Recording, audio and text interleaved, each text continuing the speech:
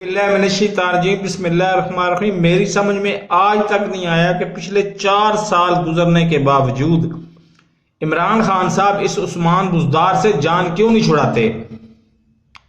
आज भी हस्बे मामूल उसके ऊपर कातलाना हमला हुआ है, लेकिन ये कह रहे हैं कि फायरिंग हुई है।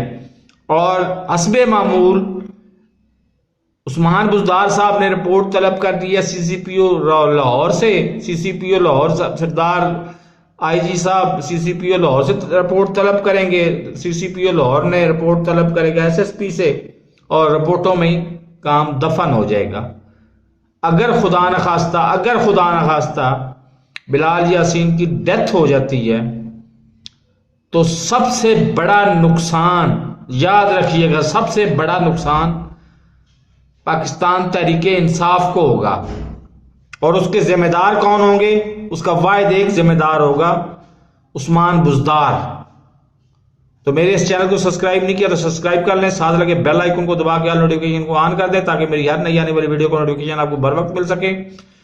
हक और आम आवाम के लिए लड़ना मेरा मिशन है। मेरे मिशन में मेरा साथ दें। अल्लाह हाफिज।